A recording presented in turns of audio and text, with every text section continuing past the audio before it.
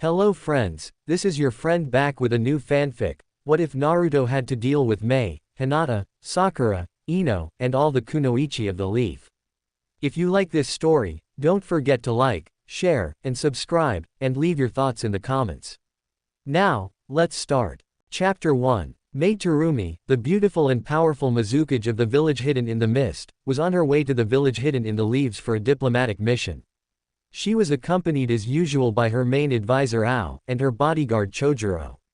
The mission, which was to have a personal meeting with Tsunade, the Hokage, was really just a front. Her true goal in heading to the allied village was to find herself a young shinobi to marry.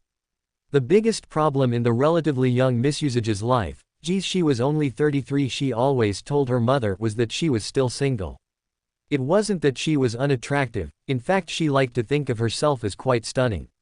Her problem was that being the leader of her village took up a lot of time, and most of the men she interacted with were quite intimidated by her. It's not like she was going to breathe lava on any man who would try to kiss her. The truth was she never actually found any of the men in her own village attractive. Her primary issue with so many of the shinobi in her village was their weird shark teeth, which she just found downright creepy. A shudder ran through her as she looked over at her travel companion Chojuro, who was cursed with said teeth. Recently she had battled a rogue ninja from the Leaf village named Sasuke Uchiha. Now there was a man who was a feast for the eyes. She sighed disappointedly. It was a shame that he was one of the most notorious and wanted men in the whole world, so pursuing him was out of the question. She did know that she needed a man like him though, pretty on the eyes and strong enough to stand up to anyone on the battlefield. She hoped that the village hidden in the leaves would be the place to find such a man. Mei definitely wanted a younger husband, and she had heard many rumors about the promising young class of shinobi that had once included Sasuke Uchiha. The fact was most of the male ninjas she had encountered from the Leaf village were very handsome, well maybe with the exception of the ones with those strange Byakugan eyes. So she was quite excited at the prospect of being able to pick from an entire village full of them. She noticed out of the corner of her eye Ao saying something to her which she had been totally oblivious to while she was lost in her thoughts. Ao said, "Did you hear that, Lady Mizukage? I said I think this personal trip to meet with the Hokage when the village is getting ready for war is totally unnecessary and pointless." Mei saw the walls of the Leaf village approaching on the horizon as she said to her annoying advisor, "I don't care what you think about this mission, and if I hear you say anything else about it before we get to the Leaf village." She leaned in close to his ear for the last part and whispered, "I will kill you." She smiled as she saw the stunned look on his face. Naruto was incredibly glad that Granny Tsunade was out of her coma, but that didn't stop him from being annoyed at the lame D-rank missions he'd been constantly assigned to since she woke up. He was currently stomping towards her newly rebuilt office to complain to her about giving him some real ninja work. He was the village hero after all. He actually wasn't that annoyed, but he thought that it would feel good to burst into her office and scream at her about low-rank missions, and have her yell back at him just like much happier and peaceful times in the Leaf village, before pain ravaged it. Naruto was hoping to get away from the village for a little bit though. He was super nervous about running into Hinata outside of a group setting.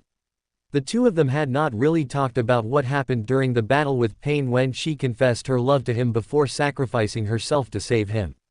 Naruto didn't know what he would say to her, or even really how he felt about the whole situation. He was just glad that Hinata's natural shyness had creeped back to the surface and she had not approached him yet. Naruto sighed and rubbed his hand through his spiky hair as his brain mulled over the Hyuga heiress. Throughout his entire life he had been solely locked into his crush on Sakura and never really thought too much about other girls. Recently though, Sakura had told him she loved him, what he always had wanted to hear, but he knew that there was some amount of hollowness in it. Hinata's confession however ringed with a truth and fierceness that he could not deny, not to mention that she was willing to die just for the slightest chance to save him. Naruto was still shocked that Hinata had such strong feelings for him. The two of them could not be any more different. She was the heir to the most influential clan in the village, whilst he was the outcast, cursed with a demon inside of him, shunned by so many for so long. He was loud and obnoxious and goofy at times, while Hinata was quiet and reserved and graceful, and beautiful. Now that he had been thinking more about her, he came to the realization that she really was beautiful. Her long luscious blue hair, Her pale skin, the gentle lavender of her special eyes, her very shapely and firm. He shook his head, cursing to himself, damn you pervy sage, making me think that about her, because even with all of the wonderful physical attributes she had, by far the most beautiful thing about her was who she was. She was so sweet and kind, but on top of that she could be a true warrior when she needed to be, and she was so fearless and loyal. He had told her this many times, and he had always meant it. Hinata Hyuga was amazing. This amazing girl was in love with him and he had no idea about what he was going to do. It kept mulling over and over in his head that the next time he saw Hinata he had no idea how to act around her. He had never kissed a girl, let alone had a girlfriend, but Hinata was in love with him, and he couldn't deny that he'd like to kiss her, date Hinata, but going from never having a girlfriend to something with such serious emotions behind it was unknown territory for Naruto, and he was pretty sure he'd be a lot less nervous battling a million ninjas than being alone on a date with Hinata. It was times like this that he really missed Jiraiya. He always felt like he could talk about anything with the old geezer, and even if he didn't get an answer, just putting it all out there would help clear out his mind. Like with this particular problem, he was certain that Jiraiya's advice would be straight from his Make Out Paradise series, and thus completely useless to Naruto. He could maybe try Kakashi-sensei, but that was nerve-wracking in its own way, not to mention also wrought with the possibility of more advice from the sleazy line of novels. He approached the doors of Tsunade's Hokage building and took a deep breath as he thought to himself, oh well, if I can't talk to pervy sage I'll have to do the next best thing to clear my mind, yelling at Granny Tsunade. The two most powerful kunoichi in the world sat across the Hokage's desk eyeing each other warily. At Mei's request both her retainers and Shizune had been excused from the room so that she and Tsunade could speak together. A few minutes of intense staring, Tsunade finally broke the silence and said, well, as nice as it is that you came here personally to check on me, Mei, why don't we cut the bullshit and get to the real reason you came to the Leaf Village in such a hectic time? The younger woman laughed at the bluntness of the question and replied with a little chuckle, that's why they always liked you. Tsunade straight and to the point, to hell with the niceties. Tsunade smiled back as she retorted, well, out with it then, it must be important for you to come all the way here personally. A slight blush appeared on the face of the Mizukage as she said, well, to be perfectly honest, before the war starts I want to really secure our alliance and arrange a political marriage between our two villages. Tsunade looked at her skeptically, as she snorted out, between whom exactly? A mild amount of worry that Mei would suggest she marry one of their fish-faced shinobis, which if that was the case it would take every ounce of restraint she had to not punch the Mizukage to the other end of the universe. Mei spoke rather sheepishly, well, actually I was rather hoping to find a husband for myself here. Tsunade burst out in a full-fledged gut-busting laugh as she processed what the Mizukage had just said. Mei looked a little upset at the older woman laughing in her face, but ever the professional she shook it off and said, this is no joke, Tsunade. What better way to truly broker an alliance between us than for me to marry one of your finer shinobi? Tsunade smiled at the woman and said, I bet your mother put you up to this. I remember her, she must be crazy having no grandkids yet. Mei sighed, surprised that the Hokage knew her mother and had pretty much hit the nail on her head. Her mother did not actually come up with this idea, but not having to deal with her nagging if she were to succeed in getting a husband was a definite perk. Tsunade kept smiling as she chuckled, saying, well, if you really want a husband I don't blame you for coming here rather than finding one at home, the men are much better looking here.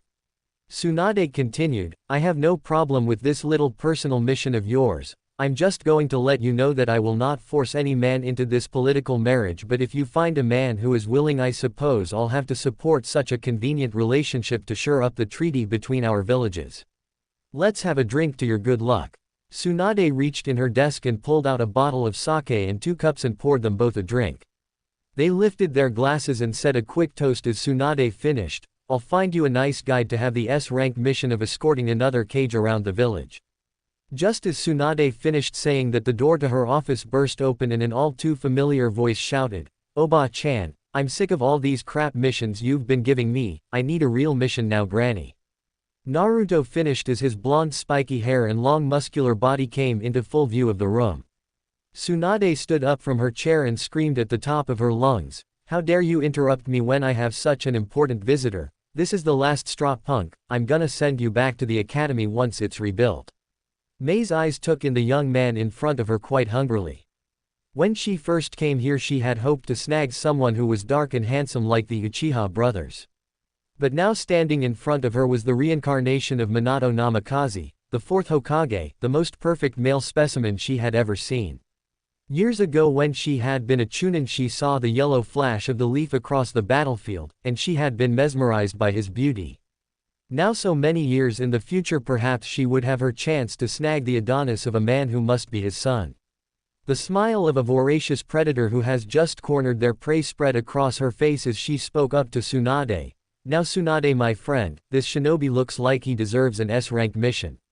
Naruto shook his head happily when he heard that, as Tsunade looked over at the Mizukage with a concerned look in her eyes as Mei finished her statement with the words, I think I've found my man. Chapter 2. Tsunade heard Mei say that she found her man and turned her head to look at the Mizukage and was concerned with the look she saw in Mei's eyes as they scanned over Naruto. Mei said, Tsunade, this young man looks more than deserving of an S-rank mission, and seeing as we were just discussing one, I humbly request that you assign him as my escort around the village. Naruto looked over at the red-haired woman that he did not recognize and said to Tsunade, well, I really would like an S-rank mission, but why is escorting her around the village S-rank? It seems more like a C-rank mission. I mean, I guess she's kinda pretty, but still she can't be in that much danger. Tsunade couldn't help but snort a little laugh at how oblivious Naruto was, and the stunned expression on Mei's face was also priceless. The words, kinda pretty, echoed in Mei's head. She was a very confident woman, but hearing this teenager saying that about her shook her to the very core. She was hoping that she could make Minato's son fall for her very easily, but he seemed totally unaffected by her presence. She hadn't really seen him look at her much, despite the fact that she was wearing an outfit that was very revealing and showed off a lot of her ample cleavage. Not to mention, kinda pretty, was not exactly the most flattering thing a woman could hear, but at least he did use the word pretty, so perhaps she could get him to fall for her. Her thoughts were disturbed by Tsunade's voice saying, well Naruto, the reason escorting Mei is considered an S-rank mission is that she is the Mizukage. Naruto turned and looked at Mei with a newfound sparkle in his deep blue eyes and said, wow cool, you're the Mizukage. It's my dream to become Hokage someday. You must be really powerful, you'll have to show me some awesome jutsus. Granny Tsunade, I'd love to show the Mizukage around the village, please let me have this mission. He turned back towards the Hokage with the widest grin plastered across his face as he begged a little more, please. Tsunade smiled at Naruto and thought about how innocent and young he was despite being the most powerful shinobi in Konoha. When he gave her that gigantic goofy smile, Tsunade could not refuse the boy whom she thought of as her own son. She was still very concerned about the Mizukage's intentions towards Naruto, but as much as she wanted to keep the two separated, she couldn't bear to see the disappointment in his eyes, and she was sure the woman would find some way to be around him anyway, so she may as well sanction it to not let on about her apprehension or suspicions. Tsunade said, that seems like a wonderful idea. Mei, this is Naruto Uzumaki. Naruto, this is Mei Terumi, the Mizukage of the village hidden in the mist. Naruto, I hereby appoint you to the mission of being her escort around Konoha. May I will instruct my finest man to make you and your travel companions a place to stay while you are here. Mei said very politely, thank you Lady Hokage. Now Naruto, let's head out and you can show me all the sights and sounds of the village. Naruto smiled at the older woman and said, of course Lady Mizukage, I'll take you to my favorite place in the whole village. I hope you like ramen. Mei looked over at the boy and thought about just how different he seemed to be from Sasuke Uchiha whom she had battled. He not only looked entirely different, but he seemed to be so light-hearted and innocent, whereas the young Uchiha was so dark and brooding.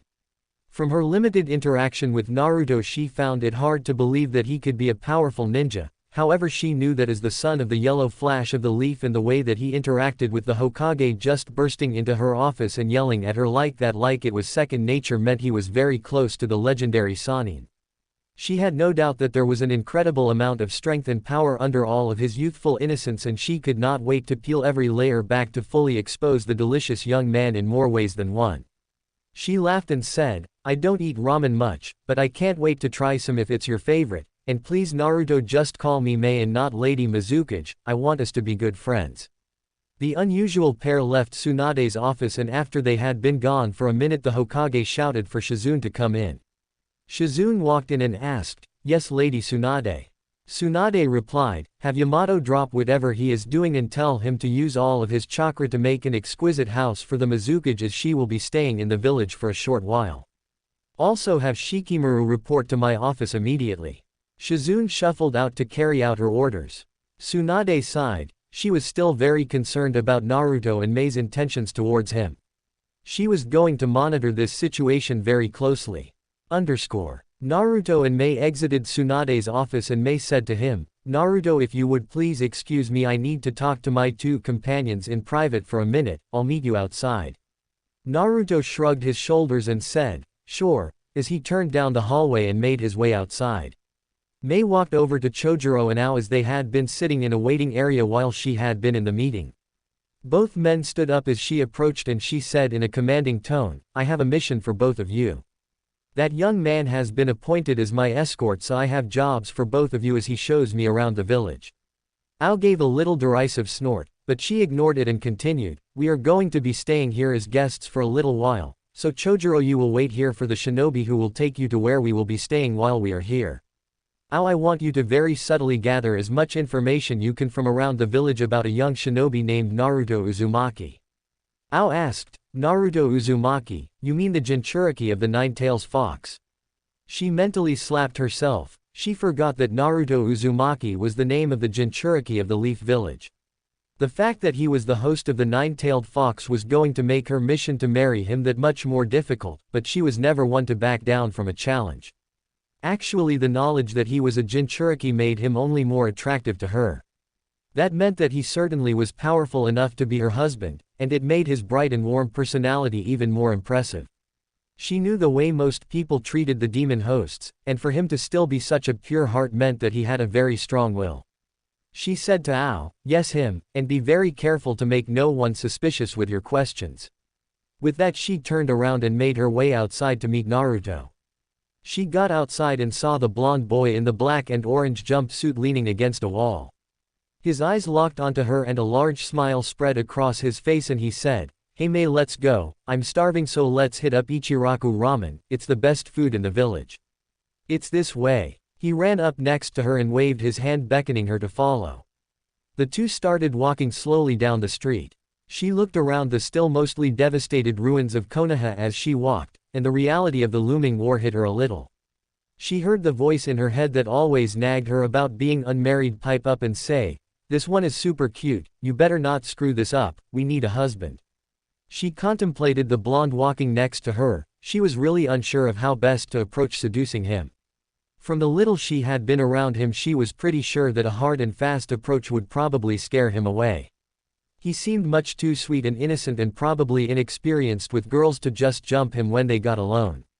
She decided she would take it slow at least for today and find out more about him, to try and formulate the best plan to entirely ensnare him in her feminine wiles.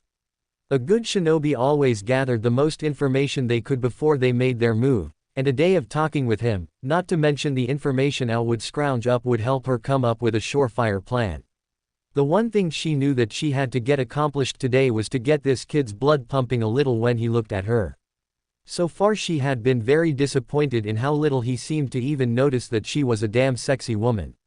While she was still convinced that an overly aggressive approach would not work with him, she was more than prepared to absolutely barrage his defenses with some very subtle seduction. She leaned into him and put her arm through his and squeezed his taut muscular arm and pointed at the Hokage monument and said, "After we eat Naruto, I want you to take me there." She made sure to contort her body in an awkward way plus get on her tiptoes to shove her right into his face. She smiled as she saw his eyes lock on her for a few seconds and his cheeks turned bright red as he stammered out a very flustered response that sounded something like, "Sure." The nagging voice in her head breathed a sigh of relief as she thought to herself, well, it isn't hopeless, he seemed to like that, so at least he's not gay, I'll snag him yet. Hinata had just finished meeting Kurenai-sensei for lunch. The lunch was very helpful to Hinata as she finally got to talk with someone about what had happened between her and Naruto during Pain's attack. Kurenai was the only person she really felt comfortable talking about things like that to, and her brain had been scrambled from the lack of any sort of resolution or acknowledgement from Naruto. There was a part of her that hoped that Naruto was going to come back from defeating pain and pull her into his arms and give her the kiss of a lifetime after she confessed. That part had clearly been incorrect, and now the much more cynical part of her mind had started to take hold and had her all depressed every day that Naruto hated her and never wanted to see her again. The cynical voice in her head was still battled by the more optimistic voice that reminded her that Naruto really did lose it when she died, and he had always supported her and said such nice things about her. She still smiled thinking about that one time that he told her she would make a great wife. Hinata had told Kurenai about what happened in her confession, and how depressed she was that it seemed that Naruto was avoiding her.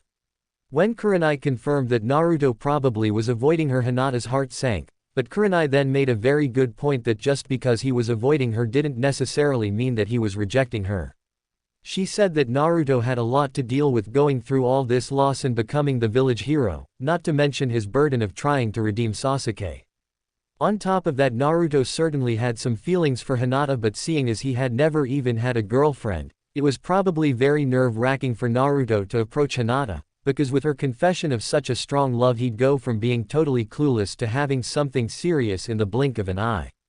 She said to just back off and let him come to you. Boys were stupid, but Naruto would get it eventually. I mean, he did practically lose himself when he thought you died. Thinking about it, Hinata agreed with most of her sensei's sentiments. She was not as convinced that Naruto would come to be with her, but she did think it was best to give him time to mull it over in his blonde spiky head. Also, she remembered the conversation she had earlier in the week with Shikamaru, when Shikamaru told her that Sakura confessed her love to Naruto. Hinata knew that Sakura was Naruto's longtime crush, and the two of them getting together was the most serious threat to her happily ever after with him. But according to Shikamaru, Naruto didn't believe her and blew her off, which meant maybe Hinata did really have a chance. So she was feeling the best she had in a long while for about 30 seconds till she turned the corner and saw something that just absolutely punched her in the gut.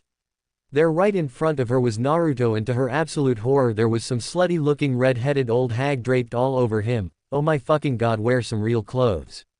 A primal voice she didn't know existed inside her screamed. She stopped dead in her tracks and backed up and hid behind the building she had just passed, hoping that Naruto wouldn't notice her. Blissfully the pair walked by and didn't seem to notice her. Hinata's mind was racing with so many questions. Who was that woman? Why was she holding on to Naruto's arm like that? What was Naruto doing with an older woman? Where were they going, and what were they going to do when they got there? Should she follow them and figure out what was going on? Even though her insides burned with a jealous curiosity, she decided not to follow them. It wasn't her business, and she hadn't stalked Naruto since they were much younger. Plus she was scared that if she did follow them she might not like the answers that she would find. Suddenly, like a wave rushing through her body, all the positive feelings that had built up from her talks with Kurenai and Shikamaru were buried under the blanket of despair that had been plaguing her since the day she confessed her love to Naruto.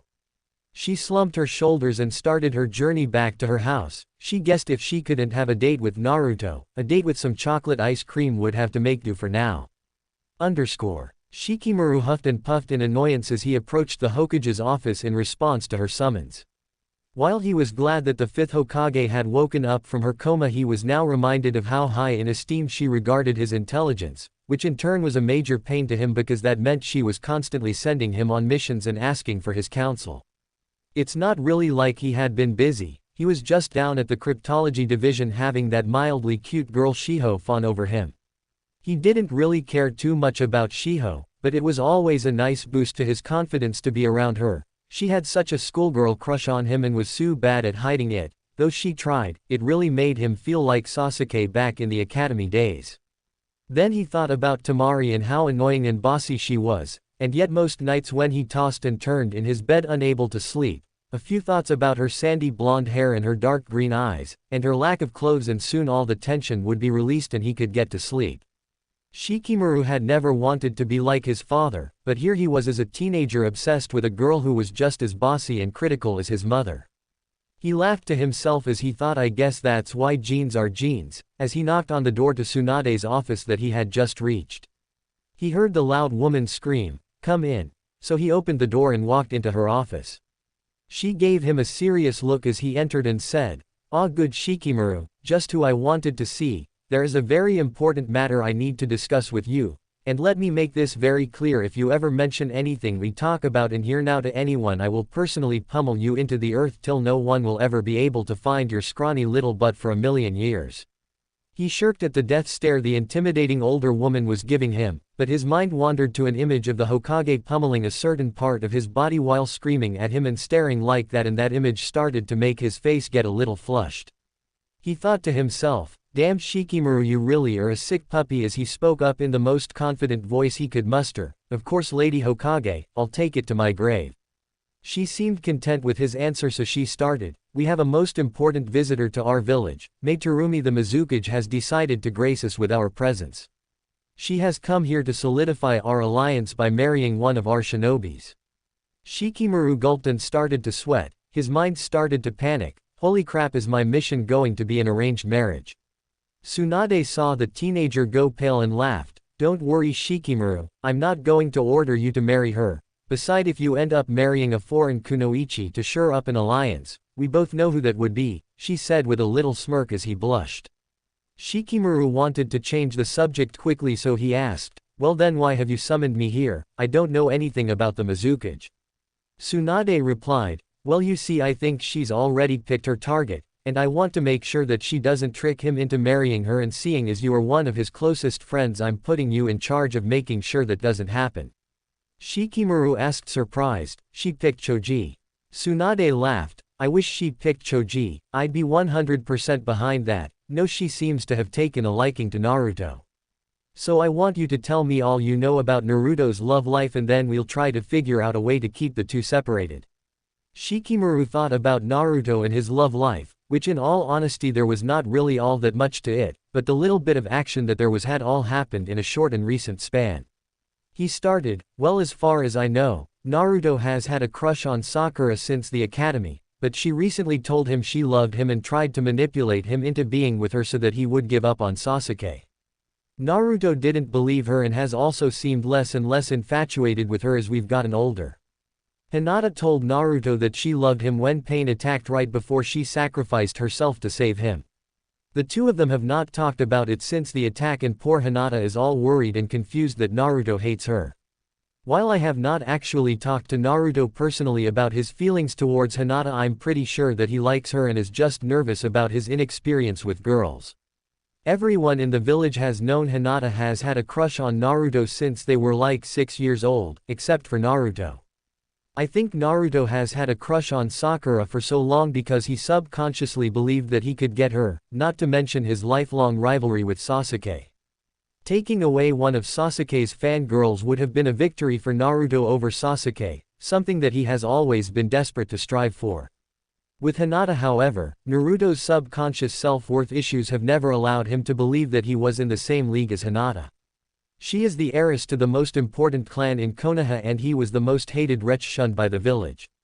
Whenever Naruto talks about Hinata, he has a sense of wonder in his voice. He's always talked about how wonderful and amazing she is, and I've also heard him describe her as beautiful. I believe that left undisturbed, Naruto, who is rapidly gaining in confidence from his massive increase in strength and his victory over Pain, would realize that he does deserve Hinata's love and go to her, and the two of them have the potential to be a great couple. The relationship that has developed between the two of them is quite ironic. They both have placed the other on a pedestal and neither thinks they can reach up to it. But as I said, I think that the bravery Hinata showed that day, and her love and sacrifice for Naruto inspired him to save the village, so I'm pretty sure those two are destined to have some sort of relationship. Tsunade looked over Shikamaru proudly. This is why despite his age he was perhaps the most valuable mind in the village. The analytical way he broke down Naruto was quite impressive, and he had come up with all of that pretty much on the spot. So what do you think would be the best way to avoid Naruto getting caught in the Mizukage's web of seduction? Shikamaru said, "Well, that's easy. Naruto has many outstanding qualities. I've never been more inspired or impressed by anyone than I have been by Naruto. Of all of his strengths, the thing that stands out the most about him is his fierce loyalty. So I believe that if we can somehow manage to speed up what I believe to be the eventual relationship he is bound to have with Hinata, and make her his girlfriend, there would be no way in the world he would ever betray her trust and love, no matter what this Mizukage threw at him. Tsunade nodded her head. Excellent Shikamaru, we will go with that plan to make sure that he and Hinata end up together. For now I want you to be discreet but keep your eye on what is going on between Naruto and Mei. I will work on getting Hinata the confidence to go get her man. You are dismissed, but keep in mind if Naruto ends up with the Mizukage I will spend the rest of my days making your life the most miserable existence any man has ever had. With that Shikamaru backed sheepishly out of the Hokage's office. Tsunade turned around and looked out the window, concern in her eyes. Naruto was the only boy she ever thought of as a son, and though she had a lot of confidence in Shikamaru, she knew that not letting Naruto get his heart played with and manipulated was one of the most important missions she has ever had. Chapter 3. Naruto exited Ichiraku's with his belly full of ramen. He had restrained himself in the presence of the Mizukage and only had 3 bowls, while she had 2 bowls of miso flavor and said it was the best ramen she had ever had. Mei turned to him and grabbed his arm as she said, "Alright Naruto, now let's go up to the Hokage monument, I'm sure the view of the village from there is amazing." He nodded and agreed with her, "Yes it really is, sometimes I go up there to think, and dream of the day when my face will be up there next to Granny Tsunade." He felt her squeeze his arm and suddenly his cheeks got a little hot. He felt weird around the Mizukage. He had never been around a girl who was so touchy-feely, pretty much the only time Sakura ever touched him was to smash him into the ground. Mei said, "I'm sure you'll make a great Hokage someday Naruto," as she snuggled into him a little more. The two continued down the street toward the Hokage monument, drawing a lot of attention from the villagers. They elicited plenty of points and stares as the people were quite drawn to the sight of their new hero and the stunningly beautiful, not to mention flimsily dressed, woman who was draped on his arm. Naruto looked over at Mei and his eyes were drawn to the cleavage that she was showing off in her dress. She looked up at Naruto and saw his eyes locked on her chest, but once he noticed she saw him looking, he quickly turned his head away blushing. Naruto thought in his head, "Oh no, she caught me looking at hers, she must think I'm some kind of perv. If the Mizukage tells Tsunade I was ogling her, I'm scared to think what Granny would do." A picture of Tsunade standing over him screaming about him being no better than Jiraiya as she threatened to castrate him flooded his mind. Mei saw the embarrassment on Naruto's face and thought he was so cute. She decided to try and ease the tension, so she said, "So Naruto, tell me about how you saved the village from the Akatsuki's attack." He replied, "Oh well, it wasn't much, I fought Pain and eventually convinced him to abandon his quest for vengeance." Mei laughed and replied, "You make it sound so simple, I'm sure it must have been an impressive battle. From what I've heard all of the Akatsuki are extremely powerful, so you must be quite the strong shinobi." Naruto said with a determined look on his face, "Yes, well, I've worked really hard, a lot of people have put their trust in me to save the world from the cycle of hate that it is trapped in now, and I'm going to do everything I can to not disappoint anyone. But I've still got a lot to do." His mind had drifted a little, thinking about Sasuke, and trying to keep the voices in his head that doubted if he could save his friend down. Mei looked at the expressions on the young blonde's face as his embarrassed shyness had been replaced by a much more serious and troubled expression. She initially was attracted to this young man because of how he looked and who his father was, but the more she spent time with him she found herself being drawn in by the curious combination of inexperienced innocent teenager and man who was weighed down by all the troubles of the world being on his shoulders that existed inside Naruto. Naruto saw her eyes looking into his with a curious look in them, and she gave him a gentle smile. Suddenly Naruto was struck by just how beautiful she was. She may have been much older than him, but it didn't change the fact that she was one of the most beautiful women that he had ever seen. He watched her mouth start to move as she started to speak again. Unfortunately, the words she was saying were lost on him as his mind was focused on kissing those lips. He shook his head out of the daze he was in and said, "Sorry Mei, I didn't hear what you just said." Mei chuckled as she repeated her previous statement, "I said Naruto that you don't need to face this burden alone. All of us in the 5 great nations are going to fight alongside you and stop the Akatsuki." The two of them reached the top of the Hokage monument and Naruto said, "I like to go out on the head the 4th Hokage, he was my dad. I have a little blanket I hide up here, I'll grab it and we can sit on it and look at the village. The view was much better before Pain's attack, but now I like it more in a way because I can see the village coming back to life slowly, and every time I look down on it it's grown a little more. Naruto pulled a blanket out from under a secret rock, and walked out onto his dad's head and placed the blanket down as he sat down on it, and Mei came up next to him and plunked down on the blanket. She said, "Wow, it's a little chilly up here." She then grabbed his arm and put it around her shoulder as she cozied up next to him. Naruto smiled. He couldn't exactly explain, it's something about being up here with Mei and having his arm wrapped around her felt really good. He had always dreamed about sitting up here on a date, just like this with Sakura, but part of him was skeptical that it could ever be so nice with his pink-haired crush. The strangest thing about the two of them up on the monument was how much it seemed like the Mizukage was enjoying it. After they had been sitting there for about a minute, Naruto felt Mei rest her head on his shoulder as she said, "Wow, this view really is amazing. I don't often get simple moments like this being a cage, it makes you miss it. Thanks for sharing this special place with me, Naruto." Naruto didn't know too much about women, but he felt like he was getting signals from the older woman that she wanted this to be a date. But that couldn't be the case, she was way older than him, not to mention incredibly beautiful, and a cage. There was no way a woman like that would want to be out on a date with him. She was probably just happy to be relaxing, no matter who she was with. He squeezed her a little tighter, and she smiled as she felt the heat from the boy envelop her. Mei thought to herself that she could really get used to this. As every minute went by in his arms, she became more and more determined to make sure that she succeeded in her mission. Naruto said shyly, "It's no problem, Mei, I'm glad to share the beauty with somebody else. I'm glad you picked me to be your escort." She said, "So am I, Naruto." She gave him a little peck on his cheek and then giggled a little as she saw his cheeks turn bright red in response to her small sign of affection. Soon it was going to be time to up the ante in her little game of seduction, and she was looking forward to it. Shikamaru looked down on Naruto and the Mizukage sitting on a blanket on top of the Hokage monument. He let out an exasperated sigh. When he first got this mission he figured it was going to be simple, that there was no way Naruto, who was pretty naive in the way of women, was going to get involved with an older woman. Now that he was here watching them he was starting to worry. They seemed very comfortable together, and Shikamaru had to admit that when he heard the Mizukage was trying to seduce Naruto he constructed a mental image of what she would look like, and he could not have been more wrong. Shikamaru looked at the stacked red head snuggling up next to Naruto and felt he was a little envious. He was sure that the woman was troublesome, but with a body like that a little nagging might be worth it even to him. Shikamaru guessed that the woman had deduced that Naruto was inexperienced and that a slow approach to build his trust was the best way to woo him. He did worry that once she decided to kick it up a notch and get a more aggressive, that even Naruto would have a hard time fighting his more base urges. He would have to report to Tsunade that the two were getting close, and that she should pump up Hinata and get her to go after Naruto as soon as possible.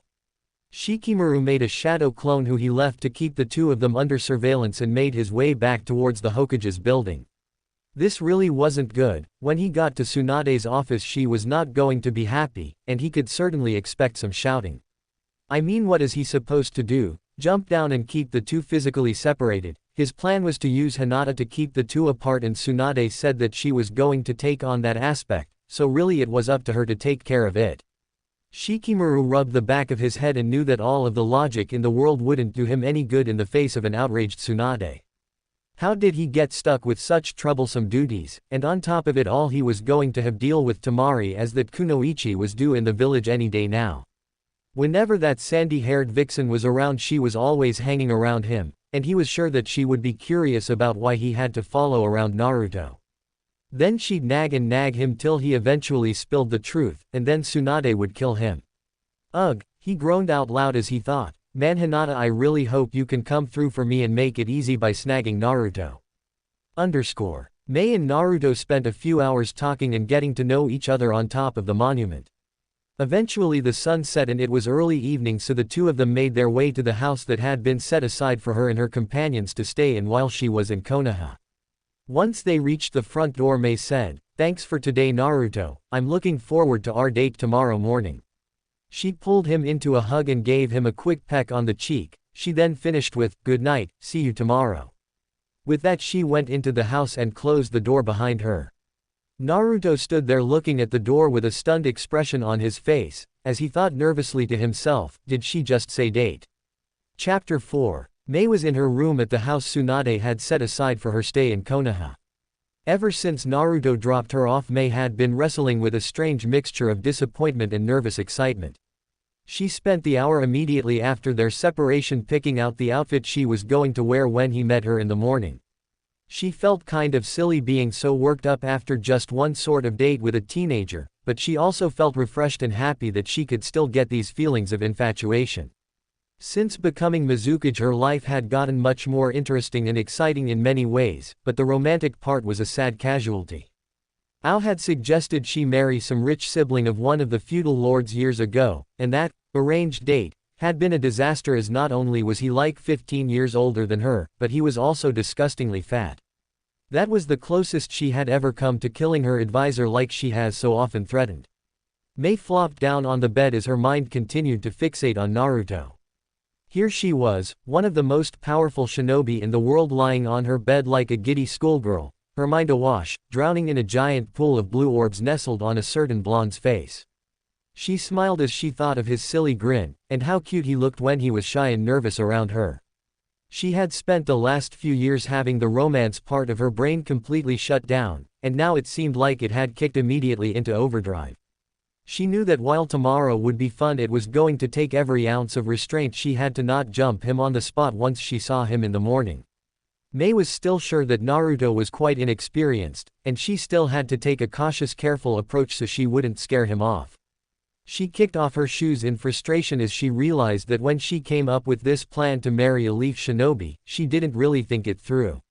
She was the leader of her village, and could not spend forever in Konoha forging a relationship with a teenager. She also doubted that in only the week or so that she was going to spend with Naruto she could convince him to abandon his village and friends and run away with her. She supposed that she figured she'd find some handsome man who would be so excited and enthralled by her that he'd agree in a heartbeat and marry her. She was sure that she could do that still, but now that she had met Naruto, no other man would do for her. If only it were as simple as she wanted it to be. Drag Naruto up into her room and shackle him to the bed and ride him day and night for a week until he slipped into a coma and mindlessly followed her home to Kurigakure. The image of Naruto on her bed invaded her mind, her legs spread wide straddling the teenager, her hands rubbing the taut muscles of his abdomen. Watching him react as her lips made contact with his flesh. She imagined his hands caressing her. As his tongue tickled her nipples, her actual hand started to make its way down inside of her panties when suddenly a loud knock on her door snapped her out of her carnal fantasy. She groaned in disappointment as she screamed, "What is it?" Ao's voice replied, "I have the information you asked me to gather, my lady." Mei scooted off the bed and quickly regained her composure as she said, "That's fine, you can enter, Ao." The door opened and her advisor with the eye patch shuffled in. She said, "So what did you find?" Ao replied, "Well, as we discussed earlier, Naruto is the Jinchuriki of the nine-tailed fox and son of the fourth Hokage. I was not able to discern who his mother was. Apparently it is some sort of village secret. In fact, his father's identity is known by very few. He recently saved the village from the attack by Pain, and he has apparently mastered Sage Mode. He was the student of the legendary Sannin Jiraiya, and is looked on as the adopted nephew of the fifth Hokage. He was a member of a genin team with Sakura Haruno and Sasuke Uchiha. The team is led by the copy ninja Kakashi Hatake. Apparently he is best friends/rivals with Sasuke Uchiha, and despite the rest of the village condemning the rogue ninja, Naruto has taken it as a personal mission to redeem him and return him to the village." Mei asked, "That is all good, what about his love life, does he have a girlfriend?" Ao looked over curiously at his leader, surprised by her question, but he responded, "Well, from what I gathered, he seems to have had a long-standing crush on his teammate Sakura Haruna. She has repeatedly shot down his advances though. There is another girl, the heiress of the Hyuga clan, Hinata. She has apparently been in love with him since their days at the academy, whilst the boy was oblivious to it. During Pain's attack, it is rumored that Naruto was nearly captured and the Hyuga girl stepped in to rescue him and also professed her love for him at the same time. Then Pain nearly killed her, and that caused Naruto to lose it and summon the powers of the demon inside him to finally defeat Pain. The village is apparently quite happy about the prospect of their new hero getting together with the heiress of the most influential clan in the village. He noticed a very subtle look of concern cross her face, and that made him even more curious as to her intentions towards the blonde boy. Mei stared off into space and said, "Thank you Ao, you can leave now." Ao bowed his head and replied, "Yes my lady," as he backed out of the room and closed the door behind him. Mei mulled over the information she had just received. She was seriously hoping to hear a simple reply of, "No," to her question about his girlfriend. The first girl Ao mentioned did not seem like much of a threat, but what she heard about Hinata Hyuga did seem like it could be trouble. A confession of love in a life and death moment, that carried a more intense weight than anything she was hoping to deal with. Apparently she was going to have a serious rival for Naruto. No matter, there was no way she would lose out to a teenage girl with creepy white eyes. She remembered she had one more thing to deal with before she was going to go to bed, so she put on her shoes again and left by the window, not wanting to alert her retainers she was out of the house. Hinata lay in the dark on her bed. She wasn't trying to sleep, she just didn't want to deal with anything or anyone at the moment. She still had a nauseating feeling in her stomach from what she saw earlier in the day on the street. The image of Naruto and the slutty redhead arm in arm had been running in a constant loop through her head all day and night. She regretted her decision to not follow the two of them to wherever they were going. Then a minute later she was glad to not know what happened to them, because if her worst fears ever became truth she didn't know how she would handle it. A fierce battle of her thoughts had been waged in her mind just like that since she saw Naruto with her. Hinata had watched Naruto from afar for years now, but now that the cat was out of the bag about her feelings, watching him was so much more painful. She didn't want him to reject her, but this limbo that she was currently floating in, having no idea what he thought about her and her feelings, was just about as bad as an outright rejection. She was angry at herself for feeling like this. It's not like Naruto was her boyfriend, and on top of that she hadn't actually seen him doing anything with the older woman. Still, the way they looked snuggled up close like that couldn't be good. Hinata had always envisioned her first kiss with Naruto. They would both be shy and nervous because they had never kissed anyone before. It would be a perfect moment in time, and they would eventually turn that kiss into dating, and then a marriage, and a life together. She smiled as the dream she has carried for most of her life lingered in her mind for a second before the harshness of reality dragged her down. Hinata knew that Naruto was away on a training mission with Jiraiya, the legendary Toad Sage, for 3 years. Jiraiya was a notorious pervert and ladies' man, and though it never seemed like Naruto had picked up any of these traits, maybe he was just good at hiding it. Maybe that woman had already taken Naruto away from her, maybe they were right now in his bed, her long legs wrapped around his body as he screamed her name into her fiery red hair. Hinata shook her head, trying to physically shake the disturbing images out of her head. For so many years the only girl she worried about was Sakura, who thankfully had always been ignorant of how wonderful Naruto is. Now there was another nameless woman coming after Naruto, and not a normal woman either. This woman looked like she was sculpted straight out of one of Jiraiya's dirtiest fantasies. Even if Hinata was lucky enough that nothing had happened between the two of them yet, it was likely only a matter of time. Hinata heard a gentle knock on her door, and she turned in her bed away from the door, not acknowledging it.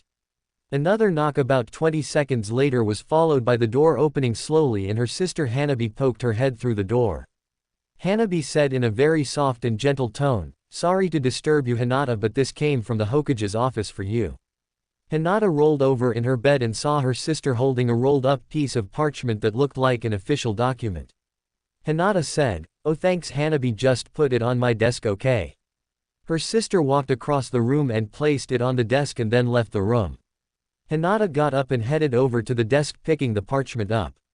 She saw the Hokage's official seal and knew it must be important, so she cracked it open and read the contents.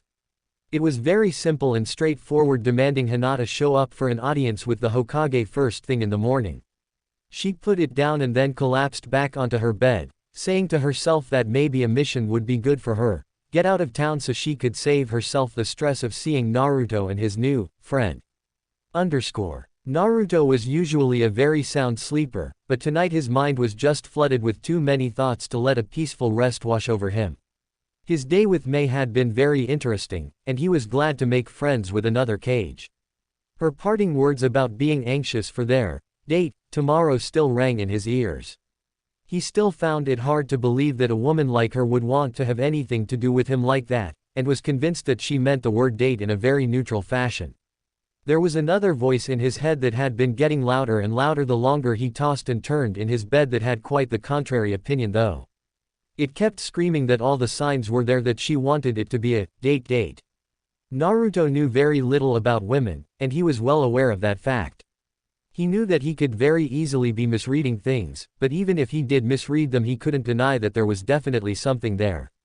Whenever he had seen pervy sage around women who seemed to like him, they were always hanging on his arm and touching him. Naruto rubbed his arm and thought about how for hours Mei had either been holding it or wrapping it around herself almost constantly. Naruto chuckled as he thought of the expression Jiraiya would have made if Mei had been holding his arm like that. It probably would have been worse than the first time Naruto and Konohamaru had cornered him and showed off their newest collaboration jutsu, the super ultimate harem jutsu. His laugh subsided as the nerves of what it meant if she really did mean tomorrow to be a date hit him. Naruto couldn't deny that Mei was incredibly pretty. She had colorful hair, something he always found very attractive, not to mention her green eyes which were just about perfect. Orange had always been his favorite color, but the one exception to that was in women's eyes. He loved green eyes like Sakura's and now like Mei's. Though he did have to admit that he had never seen a woman with orange eyes, and if he ever did he was pretty sure it would be damn sexy. He could see himself brushing that bank she covered half her face with out of the way and both of his eyes locking on hers as he gently cupped her cheek and leaned in to capture her pretty pink lips with his own. Thinking about her in this way sent a wave of nervous energy rushing through his body. It was times like this that he really wished he had followed Jiraiya's advice on their trips together and hooked up with a girl. Even if he was right and Mei did want him to make a move on her, she was like 30 and had probably been on millions of dates, how was he not going to totally embarrass himself? What if he was a terrible kisser, or what if he was really good and she wanted to take things further?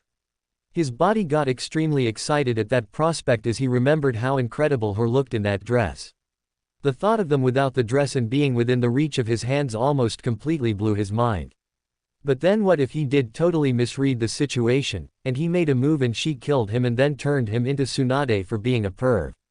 Naruto flopped around in exasperation for about a minute thinking, man-woman make things so screwy. Then his mind wandered to the other woman who was complicating his life, Hinata. He still had barely talked to her since she told him that she loved him and sacrificed herself for him. He felt bad thinking about another woman while leaving things so unsettled between them, but there was nothing he could do. He was still very unsure about how to handle her, and being sidetracked by this whole Mei situation certainly hadn't made things any easier. The best thing would probably be to just ignore Hinata for a few more days, deal with Mei for as long as she was around, and maybe he could use whatever happened between him and Mei, if anything did, to help him sort out his feelings for Hinata. He laughed at himself. That sounds like a terrible idea, but it was the only one he had at the moment, so he was just going to have to run with it. Laying sleepless in his bed, Shikamaru was anxious about tomorrow as he had gotten confirmation that Tamari was going to be coming into town in the morning. He did not look forward to having to explain to her why he couldn't escort her around town all day like he usually did, because he had to keep an eye on Naruto. Tamari would probably say that it was okay because she'd just help him tail Naruto, and then he'd have to try and keep his mission secret while she was bothering him all day. Not to mention the fact that following Naruto was likely to be a major pain. Plus Shikamaru was considering finally making his move on Tamari. The two had been dancing around it for years, and he was getting way too horny to keep playing it coy. He had been flirting a lot with Shiho recently, and then there was always the constant games he played with Ino. Unfortunately, Shikamaru knew that if he ever actually did anything with either of those two girls, Tamari would use the most blunt part of her giant fan like a hacksaw and slowly remove his testicles. So he figured that since Tamari had already basically claimed him as hers, he might as well be getting some of the action he wanted from her, and following Naruto around was not the best way to set the mood, romantically. Suddenly Shikamaru felt a weight crash down on his bed and a hand cover his mouth. He opened his eyes and looked up to see the Mizukage straddling him with one hand covering his mouth, the other hand having one finger up to her mouth as if she were shushing him. She looked down at him with murder in her green eyes as she started to speak. "Don't worry, I'm not going to hurt you, I just want to talk. I noticed you following Naruto and I around all day, so I can only assume that you are Tsunade's lapdog that she assigned to keep an eye on me. Shikamaru nodded and the redhead continued, I have no problem with you watching, in fact that kinda turns me on. As she said that part she winked at him and grinded her pelvis on him slowly. Feeling the gorgeous redhead grind on top of him with only a flimsy sheet between them was starting to have an effect on little Shikamaru. She pulled the hand off his mouth and started to very seductively lick each of her fingers, still grinding her hips on his. She smiled as she said, I see you like this little boy, like I said I don't mind if you watch, but get in the way of me and Naruto. Shikamaru noticed that each finger she had licked now had what looked like a little red ball of lava on it, and then he saw that hand reach under the blanket as she continued her statement, and what you're feeling now will be like a cool breeze that you'll beg for. Suddenly he felt her hand grab his balls and where each of her fingertips touched it he felt an intense heat burn into his balls. He groaned in pain as she pulled her hand off after about 2 seconds. She leaned down and gave him a peck on the forehead as she said, I hope we have an understanding. Shikamaru just nodded dumbly as he was still shocked by what just happened and his balls felt like someone had just put out 5 cigarettes on them. She smiled at him with the scariest face he had ever seen and said, excellent, now good night and sweet dreams. Then she got off his bed and exited through his window. Shikamaru turned on his light and looked down at his groin and saw 5 fingerprints branded into his nuts. Seeing that all the feelings of jealousy he had for Naruto about being seduced by the hot older redhead were quickly melted away, and also suddenly dating Temari didn't seem too bad. Chapter 5. Shikamaru casually leaned on the walls outside of Konoha waiting for Temari to show up. He had received a message from her saying that she would be coming in early in the morning and that she hoped to see him as soon as possible. Which he translated to, be waiting for me outside or there will be hell to pay. The previous night was still burning in Shikamaru's mind figuratively, and burned on his balls literally. He had spent about an hour icing his boys down after his late-night rendezvous and during that time he decided that when he saw Temari this morning he was going to stop footing around and make his move. She was already making his life miserable whenever she was around. Okay, he admitted to himself it's a good kind of miserable. He figured that if he was going to be miserable he may as well be getting some from her. He was 99% sure that she wouldn't shoot him down, and if she did at least it would save the Mizukage the trouble of killing after thinking that he saw on the horizon the form of the sandy blonde Kunoichi that he was obsessing over making her way up the road that led into Konoha. He took a deep breath and rubbed his spiky hair as suddenly he felt the cliché, butterflies in his stomach, that he usually got around Temari but on a much grander scale. The moments ticked by at an agonizingly slow pace as Temari approached him. He leaned back against the wall exhaling loudly, mentally preparing himself for what he was about to do. Once Temari was within speaking range she laughed and said, just as I expected Shadow Boy, you just couldn't wait to see me. He sprung from the wall at a surprising pace to close the distance between them and said, shut up woman. As he grabbed her face and turned her towards him and lowered his lips down onto hers. Temari was shocked as she felt his tongue probing for entry into her mouth, but after about a second she happily accepted his kiss. She moaned in pleasure as one of her free hands grabbed Shikamaru's and pulled him into her body. Their tongues danced together for about a minute till they finally broke apart. Temari leaned in and kissed his neck and whispered in his ear, God, how I've been waiting for you to do that, what the hell took you so long? Shikamaru laughed and replied, oh, I've finally lost my mind. Then he pulled her in for another kiss. The next several minutes passed by in a serious makeout session between the two. He pulled back and said, man, that was so much better than I imagined it was going to be. She poked him and said, oh, and just how long have you been imagining it? He said, for far too long. If I had known you were going to give it up this easily I would have made my move back when I was 13. Temari gave him a death stare as she huffed, oh, I'm easy am I? Oh well, just wait and see how long it is until you get any more of this. She motioned up and down her body. He laughed as he wrapped his arms completely around her and pulled her face right into his and smiled a confident smile as he joked, you and I both know there's no way you can deny me.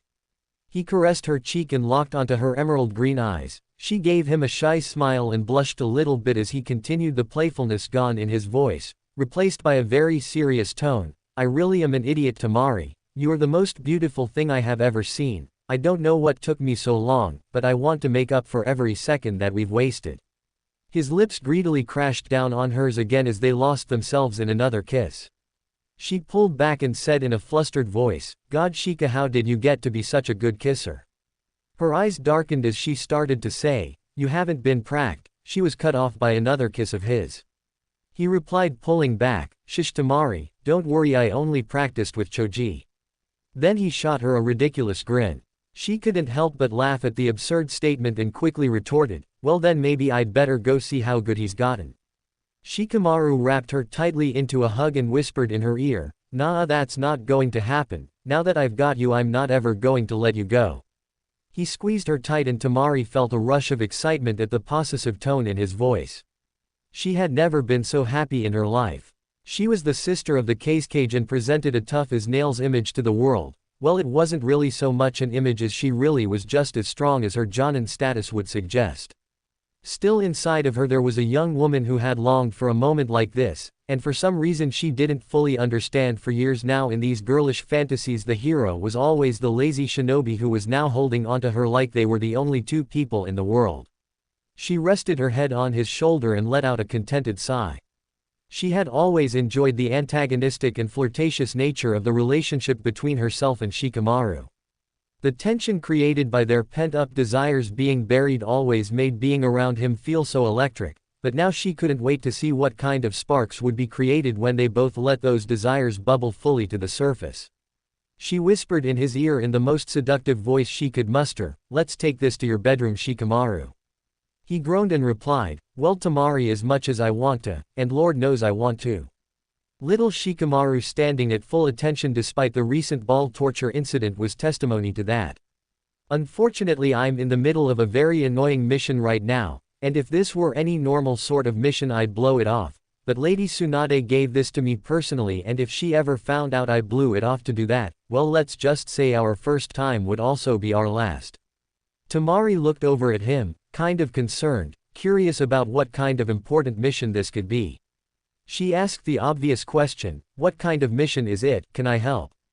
He replied, well, I don't really need your help, but you're more than welcome to tag along as I'm sure it's going to be incredibly tedious and boring. She looked at him still confused about the mission and asked, so what exactly is it then? He shrugged and answered, oh, I just have to follow Naruto around town and make sure he doesn't run off and marry the Mizukage. Tamari laughed at his answer, but then noticed the quite serious expression that he was still sporting. She replied, you're serious, the Mizukage is in town and is after Naruto. He nodded his head. She thought about it for a few moments and said, while I feel sorry for Naruto, she can be kind of scary when she wants to. Shikamaru replied with a nervous laugh, oh, believe me, I'm well aware of that. Hinata stood outside the door of the Hokage's office wondering what sort of mission she was going to be assigned. Shizune opened the door and said to the Hyuga girl, okay, you can come in now, Hinata, Lady Tsunade is ready for you. Hinata walked past the assistant to the Hokage and walked into the room to see the older woman sitting at her desk. Shizune exited and closed the door behind her. Hinata stood in front of the Hokage's desk, eyes to the floor as she said, hello Lady Hokage, do you have a mission for me? Tsunade looked over the young pale girl in front of her and couldn't help but admit that she was a little skeptical of Shikamaru's plan. Hinata at times was a good ninja, and if what Tsunade had heard was true about her standing up to pain, then that showed maybe there was the potential for much more. However, throwing Hinata head to head in a bout with Mei seemed kind of like throwing a lamb to slaughter. Still, she had a lot of confidence in Shikamaru, and would at least initially give his plan a chance. Tsunade spoke up, well, it's not exactly an official mission, but I do want to talk to you about a very serious matter. Hinata started to get nervous as she heard the Hokage's words. Tsunade continued, I want to talk to you about Naruto, and what happened during Pain's attack, and what you plan on doing about it from this point on. Hinata groaned on the inside. She felt embarrassed enough about the situation. Talking to the Hokage about it was absolutely mortifying. Tsunade kept going, first, is it true that you saved Naruto from Pain, and then told him that you loved him?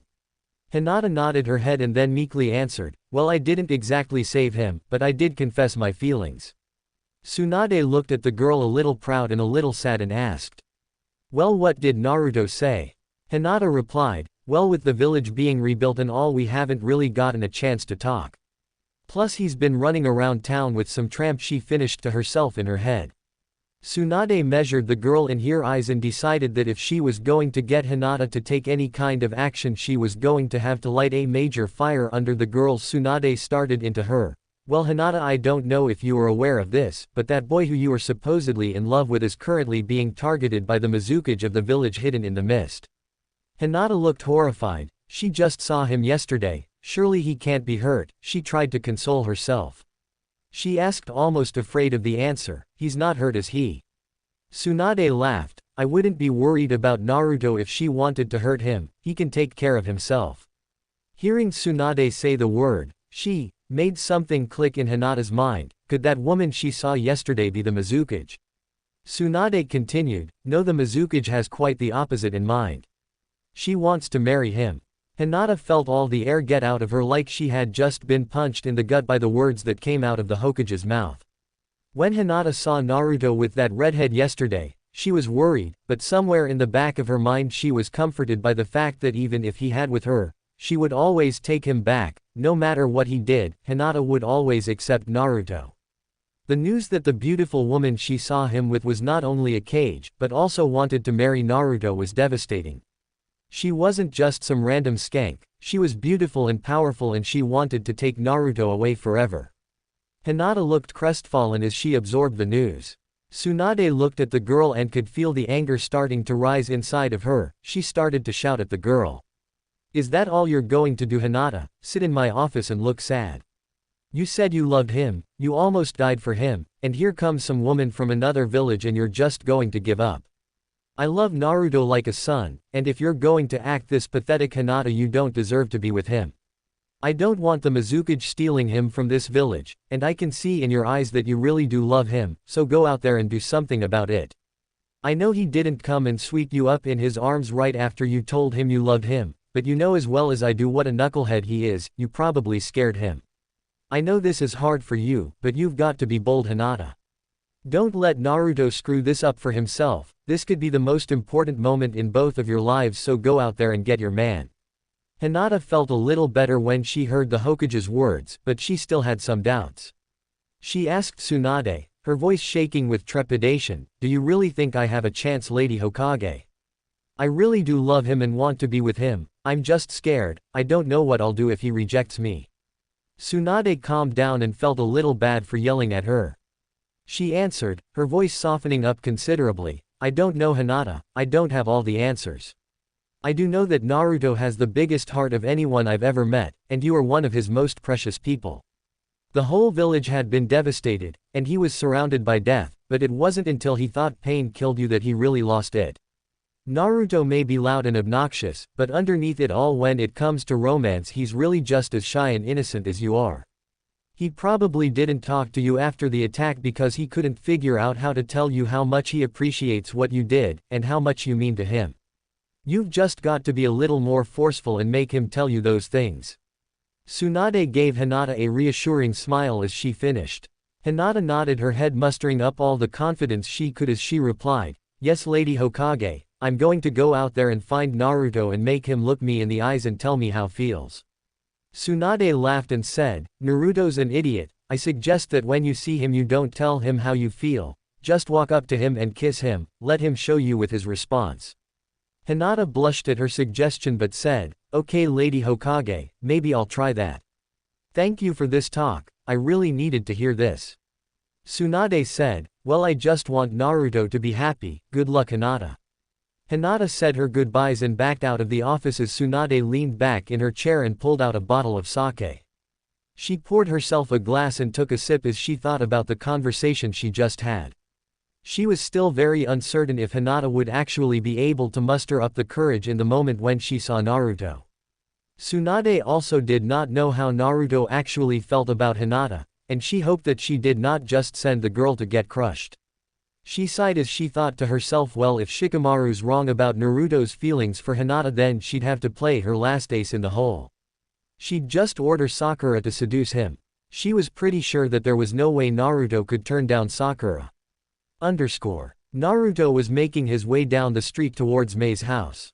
His heart was racing, he still wasn't sure what she meant by saying today was a date, and the more he thought about it the more and more nervous he got. He was still scared about trying something and Mei being shocked that he would try to kiss her. He also really had no idea about how do you go about trying to kiss a girl. Should you ask her? No, that seemed lame. He answered his own question. So then what do you just wait for, the moment, and then lean in and do it? How the hell was he supposed to recognize when the time was right? Plus there was the very real possibility that the time was never going to be right and he was only going to make a complete of himself. Maybe he should just give up on the idea altogether. Yay, that's the best idea. Why take the risk of being totally wrong? He'd just do what he did yesterday. Naruto turned the corner onto her street and saw that Mei was sitting on a bench outside waiting for him.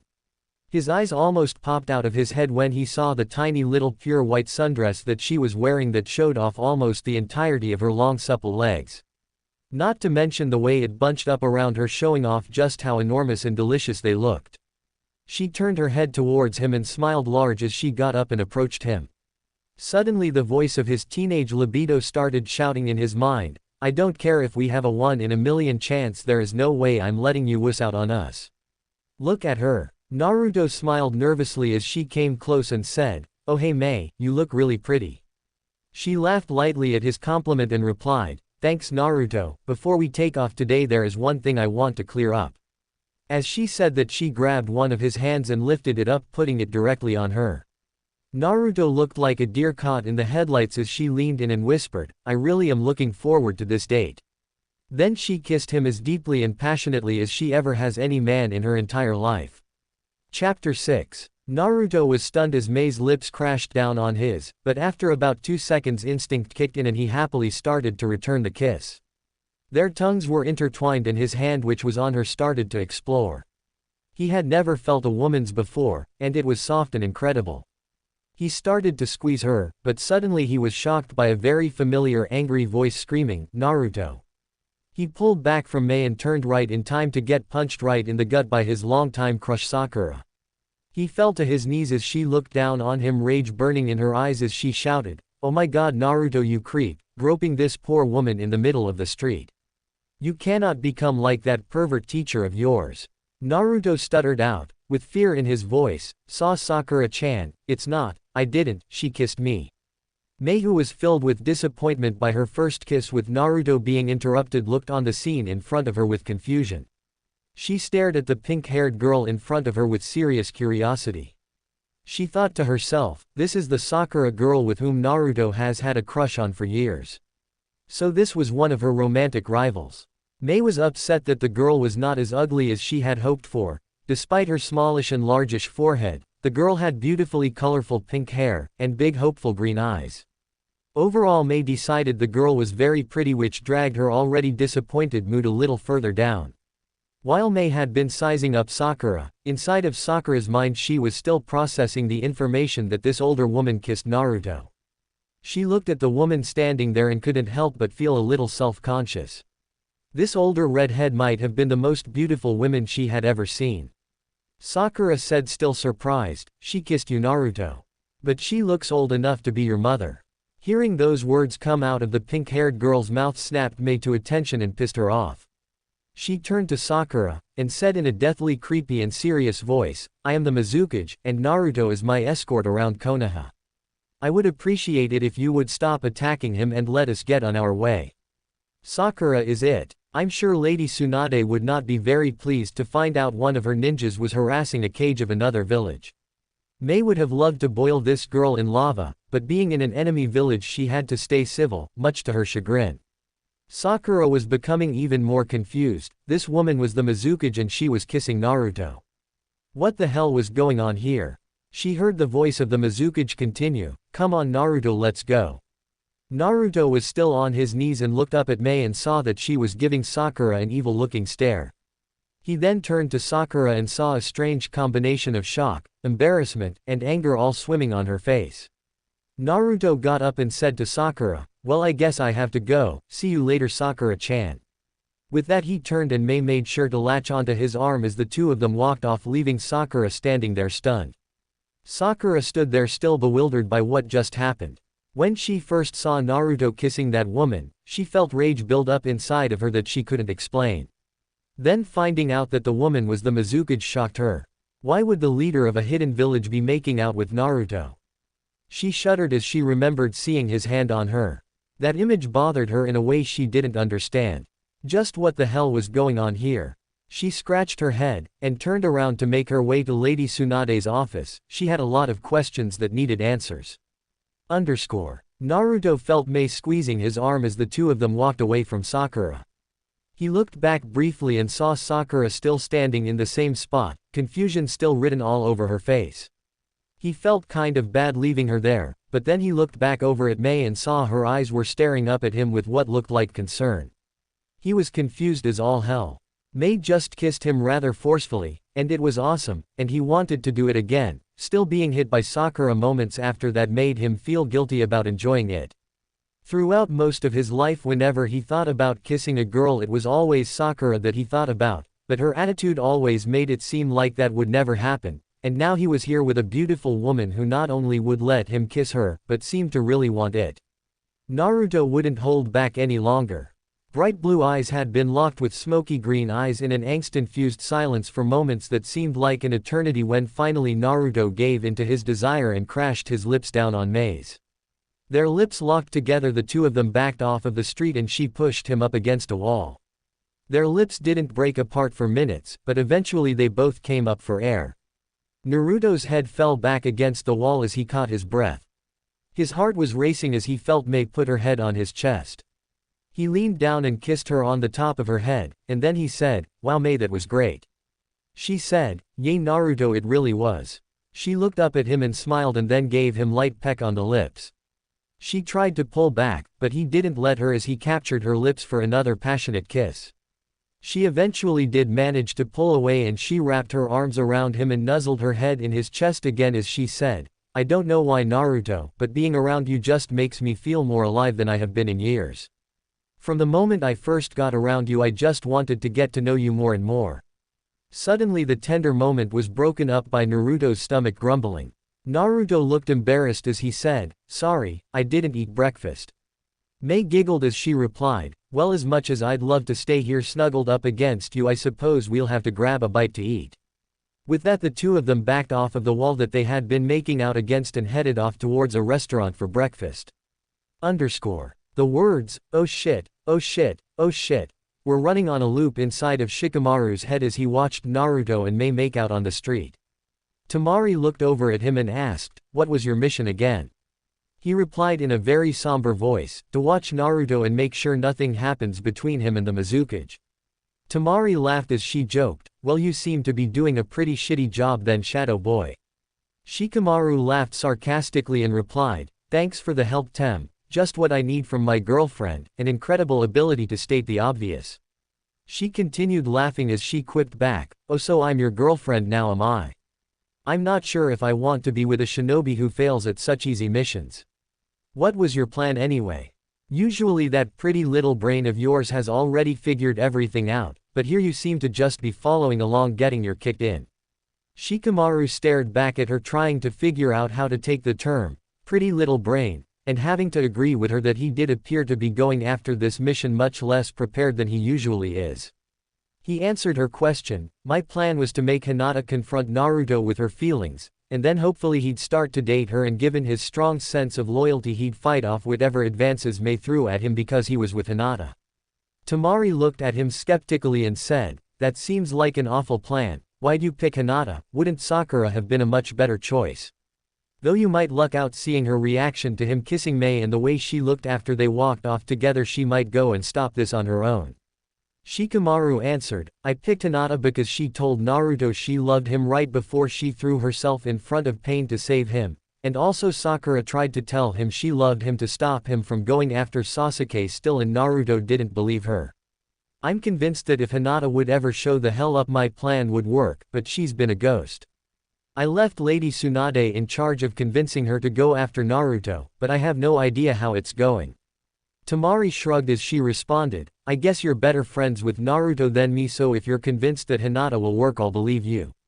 Though I always personally hoped and figured he'd eventually wear Sakura down, I think Naruto and Sakura would be a cute couple." Shikamaru gave her a funny look as she said that. She shrugged her shoulders and said, "Whatever. Well, they finally stopped making out. Tamari motioned her head down towards the street where Naruto and Mei had started walking arm in arm again. She asked, "What are you going to do in the meantime? If things stay the way they are now, I'm pretty sure in a couple hours Mei will be taking our little buddy home and making him a man." Shikamaru sighed as he answered, "You'll have to run some interference, do something to stall them. You know Mei, right? Follow them and, casually, bump into them, then make yourself incredibly annoying and don't leave their side. That's something I know you're good at." She looked at him and asked, "Why do I have to do it? This is your mission, why don't you go down there and stall them?" Shikamaru was hoping that she wouldn't ask that question, but she wouldn't be the Tamari that he was infatuated with if she just listened to him without bitching about it. He didn't really know how to answer though. "Could you tell your girlfriend of like 2 hours that the previous night another woman had her hands on your balls and threatened to burn them off if you got in her way?" That seemed like the sort of information that a relationship needed to be at least 10 hours old to survive, he mentally joked to himself. Whilst simultaneously joking to himself, he also decided to try a new approach with Tamari. He would try and be sweet. He approached her and placed his hand on her cheek and then locked his eyes on her green orbs and said, "Please Tamari, I really need your help." He lowered his lips to hers and placed a gentle kiss on her lips. He continued, "I promise if you do this for me I'll make it up to you." He kissed her again, then trailed kisses up her cheek till he reached her ear. And then he whispered, "I'll even go through all the bother of taking you on a real date." She laughed in response and with a grin on her face replied, "Well, how could I refuse an offer like that? Shikamaru Nara, taking someone on a proper date, I'm just so happy that I get to be the lucky girl. So what are you going to do while I distract them?" He shrugged his shoulders and said, "I guess I'm going to have to go talk to Lady Tsunade and track down Hinata. Just make sure you don't let the two of them alone for too long." He leaned in and gave her another kiss, this one much longer and deeper than the previous ones had been. He pulled her into a tight embrace and said, "Thank you so much Tamari. I'm sorry on our first day together we're not going to spend more time as a couple. I want nothing more than to lock ourselves away from the world and spend each second for as long as I can kissing every inch of you."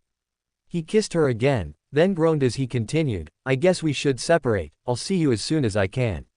He kissed her one last time and then took off in the direction of the Hokage's office.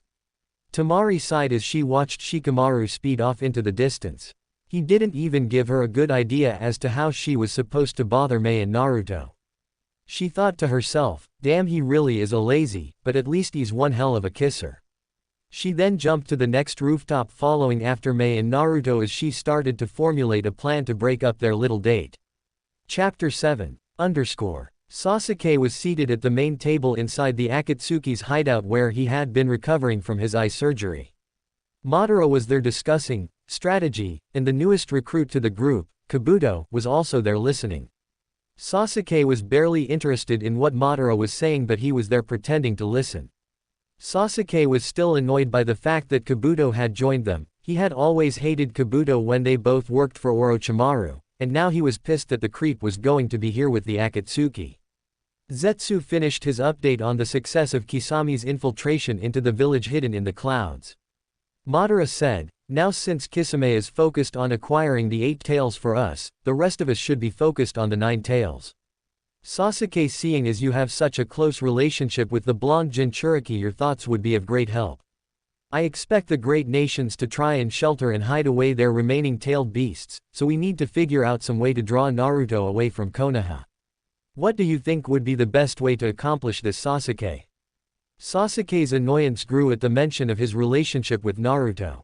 He couldn't understand the unwavering loyalty that Naruto seemed to show him no matter what he did, and that made him angry. He really just wished that Naruto would condemn him like the rest of the world, and that way he could just destroy everything without a second thought. Sasuke looked up at Madara and answered, "Naruto is a simple idiot. He is loyal to a fault and would do anything no matter how stupid or against his orders it was to save one of his friends. To draw him out, the best way would be to kidnap one of his friends and leave an obvious trail for him to follow and then spring a trap for him." Kabuto nodded and said, "The little interaction I've had with him makes me totally agree with Sasuke's assessment. May I suggest that we take Hinata Hyuga? I have some interesting experiments I'd like to try on a female Byakugan user." Sasuke turned his head with a look of disdain towards Kabuto, then said in an uninterested voice, "Hinata's a good enough target, they are close. Naruto would do anything to save her." Madara nodded and said, "Fine Kabuto and Sasuke, I'll leave acquiring the 9 tails to you two, you guys can figure it out however you want. I'll be leaving with Zetsu to start preparing for the early battles of the 4th Great Shinobi War. I've got my eye on some possible new recruits for the Akatsuki I'd like to secure before the fighting actually starts. Make sure to succeed, once we secure all 9-tailed beasts we'll be invincible." Finishing his statement, Madara motioned to Zetsu to follow and the two of them exited. Kabuto turned to Sasuke and gave him a creepy smile as he said, "Looks like we're teammates." Sasuke got up from the table, totally ignoring Kabuto, and walked out of the room. Sakura knocked on the door to Tsunade's office and heard her older sensei scream, "Enter." Sakura opened the door and walked into the room to see the blonde Hokage seated at her desk, a glass of sake sitting there. Tsunade said, "Oh hello Sakura, why are you here today? I really don't think I have the time for more training, not that you need it, you're the best medical ninja I've worked with since Shizune." Sakura smiled and said, "Thank you Lady Hokage, that's very nice of you, but I actually came here to talk to you about Naruto." Tsunade perked up with interest at the mention of Naruto as she was curious about what news her apprentice could give. Tsunade asked, "Why do you want to talk about Naruto?" Sakura answered, "Well Lady Hokage, I saw him out around town with the Mizukage, and I was wondering why she was here and interested in Naruto." Tsunade asked, "What exactly did you see?" Sakura answered, "Well I was walking around town and I saw the two of them kissing in the middle of the street. I was shocked, she seemed so much older than him, but she said that she kissed him, and that you knew about it." Tsunade was not happy with the news that Naruto was making out with Mei. What the hell was Shikamaru doing? It was his job to stop that from happening, he was normally so very reliable, she would have to chew him out up this most important mission. Sakura continued, "I don't understand why you would order Naruto to be with her." Tsunade answered, "I did no such thing, this is a very complicated situation Sakura, but do not worry, I have people dealing with this as we speak." Sakura still looked confused and she asked, "But I don't understand, why is the Mizukage kissing Naruto? I just don't get it." Tsunade studied the girl in front of her and was intrigued by her reactions. The relationship between Naruto and Sakura had always seemed to Tsunade very reminiscent of her own with Jiraiya. Naruto would always bug Sakura about dating her and she would always treat him like an annoyance. When it came down to it though, Naruto would do or give anything for Sakura, just like Jiraiya did for her. Tsunade was always so saddened by the loss of Dan she never felt she could open her heart to Jiraiya. More than that though, she needed Jiraiya's friendship. She was always such a screw-up, and all the men in her life always died or left her. She could never give in to Jiraiya because that was the only way she would lose him. But she was wrong, it didn't matter, she lost him anyway, and he died without her ever letting him know how much he meant to her. Tsunade felt a wave of sadness engulf her. She saw Sakura perhaps taking a similar path to her own that has made her this sad and lonely woman. Tsunade decided to try and prod Sakura to confront her feelings towards Naruto rather than hide from them, like she did all of her life. Tsunade asked, "Why do you care who Naruto is kissing anyway?" Sakura answered, "Well I'm just worried about him, he's got so much on his shoulders right now, he doesn't need some older woman toying around with him." Tsunade laughed and asked, "Oh really, are you sure you're not jealous?" Sakura looked stunned as she stammered out, "What, why would I be jealous?" Tsunade smiled at Sakura and said, "Look Sakura, I know that you are still young and don't really have much figured out. I know that sometimes Naruto can be annoying and childish, and sometimes he can frustrate the hell out of you. I also know that Naruto doesn't fit you little girl fantasies about the handsome prince that you want to marry. But you and I both know that Naruto would go to hell and back for you. You've grown so much in these past years Sakura, I just don't understand how you can't realize that you will never find someone who would treat you better, or love you more than Naruto. Most women would give anything to have a man like Naruto so devoted to them." Sakura took in the words that she had just heard her sensei say. It hurt her to hear it from someone else. A large part of her has been thinking the same things about Naruto for a long time now, and now to hear it come from the woman who had taught her how to become stronger than Sakura ever dreamed she could be, meant that she couldn't hide from it any longer. She asked, pained confusion saturating her voice, "I'm just so scared, sensei. When Sasuke left the village years ago I felt like my heart was ripped from my chest. I loved him so much even though he never looked at me with anything but annoyance. That rejection hurt for years, but thankfully Naruto was there suffering with me to help me get through it. With Naruto, neither of us knows anything about making love work. What if we screw it up? Or what if after all these years of me blowing him off he doesn't want me anymore?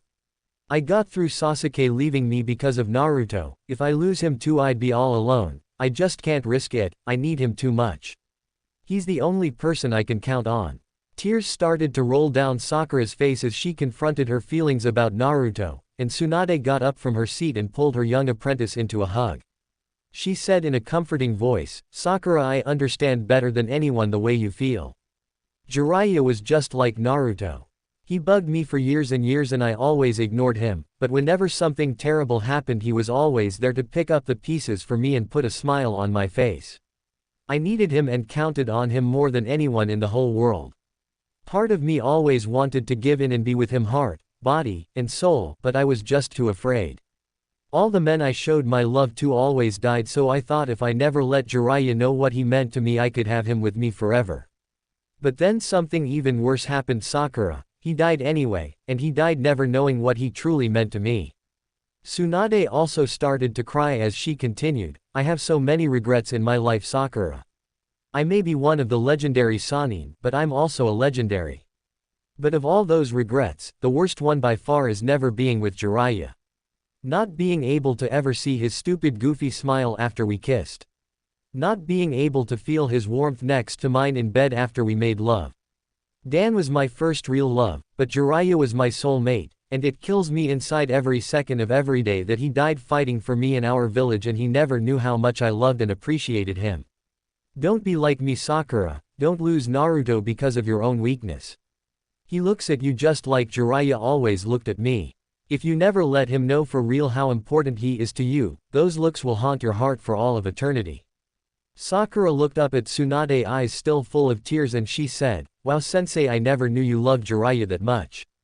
Tsunade smiled sadly as she answered, "The saddest thing is that I never knew either, or at least I never could admit it to myself, until after he died. It's too late for me, Sakura, but it's not too late for you. Don't make the same mistakes as me.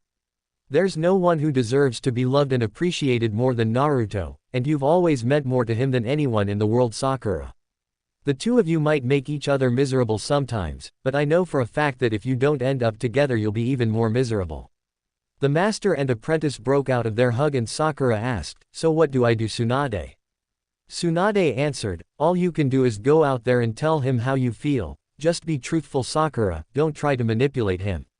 Open your heart like you did to Sasuke when he left. I know that there is no way Naruto can turn you down.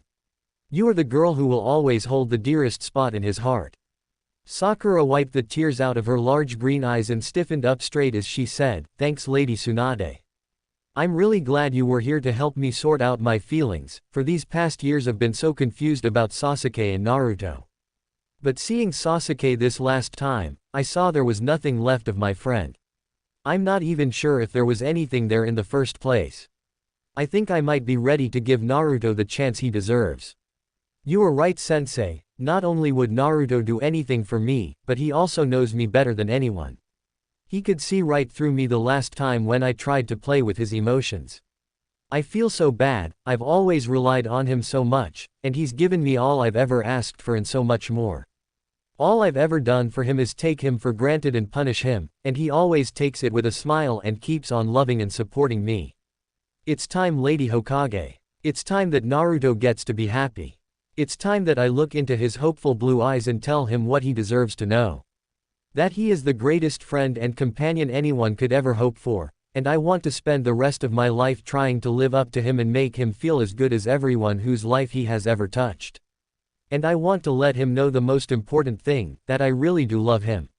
Sakura got a determined look on her face and turned, opening the door and exiting Tsunade's office. Tsunade sighed as she walked over to her personal bar and grabbed the gigantic bottle of vodka that she saved for special occasions. She got a large glass and dropped a few ice cubes in it, then drowned them in vodka, adding only a splash of tonic water and a single slice of lime. She sat back down in her chair and spun it around to look out the window. She took a sip and felt the cool rush followed by the burn of the vodka in her chest, trying to soothe the pain that had lingered in her heart ever since her oldest friend left her alone in the world. She looked out over the village that she loved as she realized that talking to Sakura like that helped alleviate some of her heartache. She very rarely opened up to people, but Sakura was like a daughter to her, and she didn't want someone she cared so much about to suffer from the same burdens that she did. She also felt a little bad about her earlier pep talk to Hinata after sending a third girl after Naruto. She had never meant to meddle in Naruto's love life, but deep down Tsunade had always hoped that her two favorite young leaf shinobi would end up together.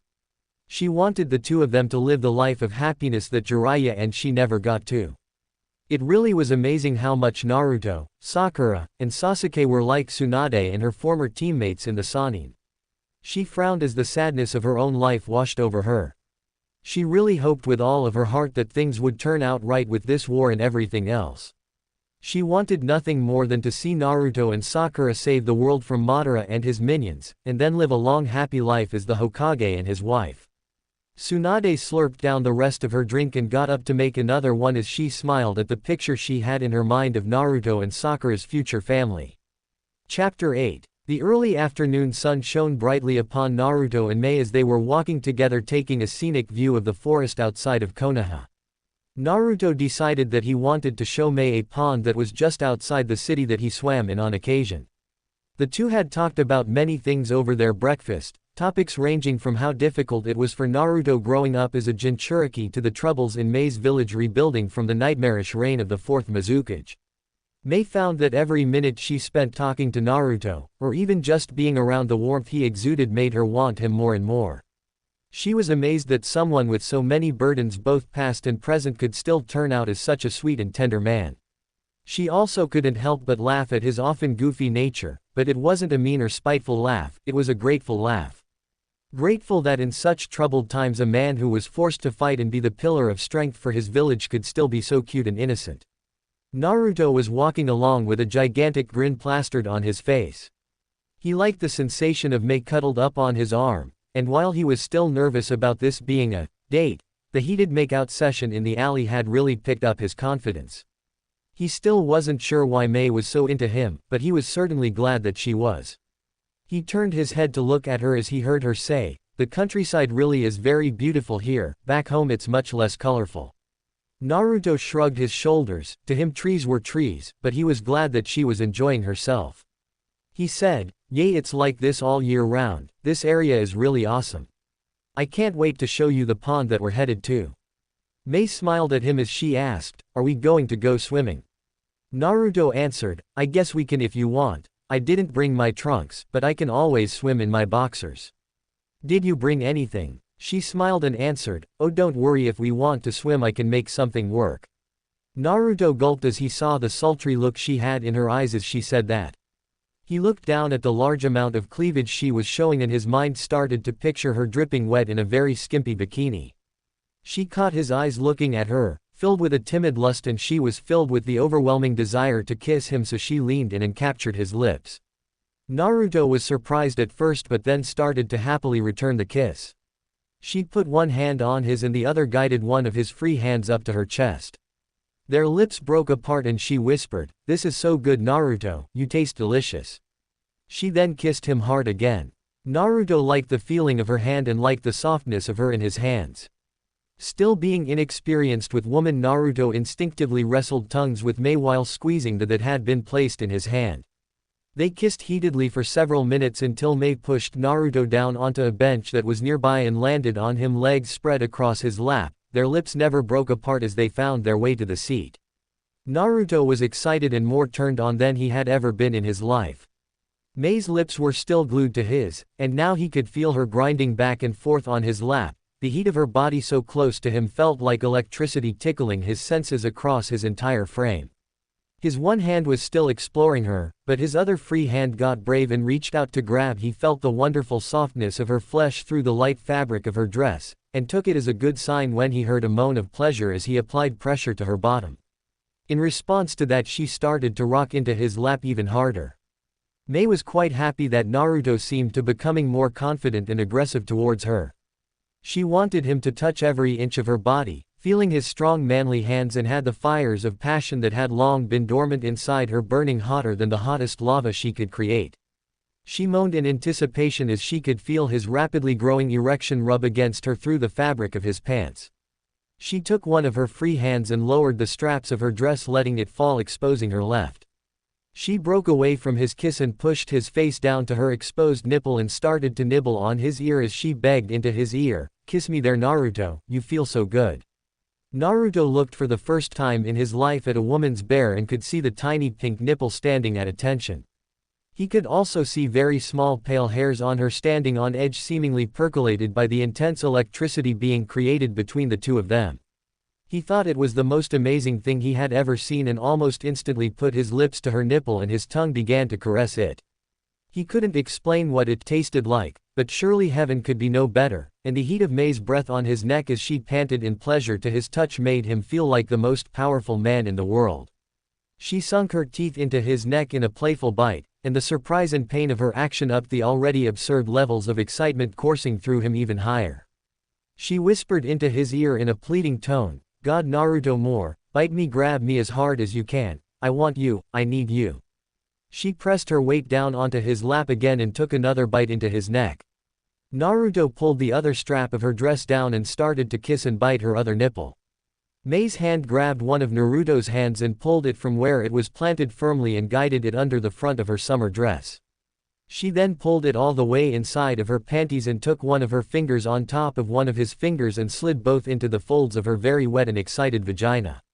She helped him rub the outside of her as she moaned breathlessly to him, "Do you feel that, Naruto? God, do you feel how wet I am? That's all because of you." She continued to grind up and down on his fingers as she pulled his head back away from her and attacked his lips with her own. Naruto's mind was racing as he hungrily returned her kiss. His fingers were still inside of her, and she was right, they were totally surrounded by moisture. From the little he had learned about women from Jiraiya's pervy books, he knew that wetness down there was a good sign that they were enjoying themselves. Still a little unsure of himself, he decided to explore deeper into the warmth of her with his fingers. The moan he elicited from her sounded like she liked it, so he kept repeating the same rubbing motion. He felt the walls of her womanhood squeeze at his fingers as she groaned louder than before.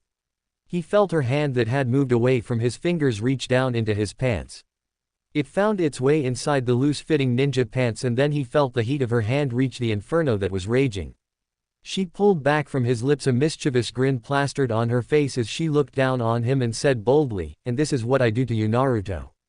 Finishing that statement, she squeezed his fully erect and tugged up on it a little. Naruto felt the pressure that had been building in his triple as Mei began to slowly stroke it. He looked up at her, rocking his pelvis in rhythm with her strokes. Her green eyes were ablaze with a look of desire and hunger that could have melted any man. He tried to speak, "Mei, Mei, please, oh my, it's gonna, I can't." Mei knew what was about to happen, and part of her wanted to stop so that she could feel him fully inside of her, but another part of her was addicted to the looks and grunts of extreme pleasure that were coming from him.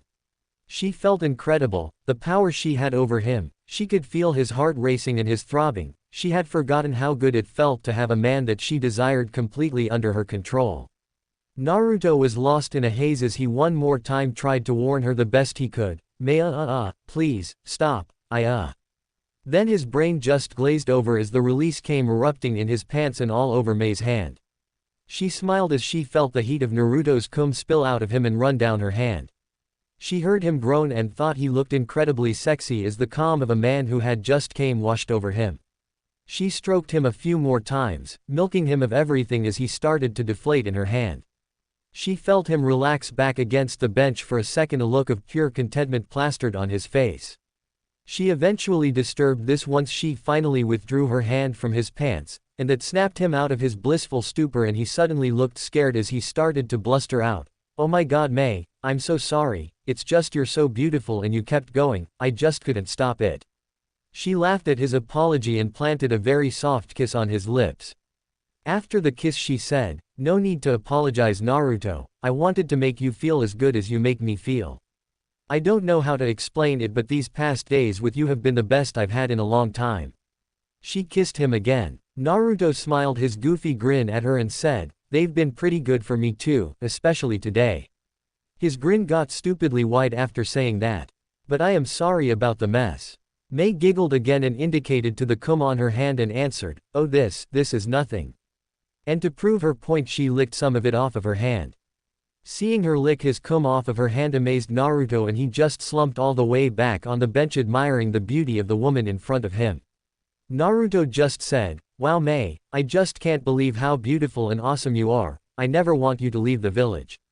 She laughed as she got up off of him and used her unsoiled hand to fix her dress.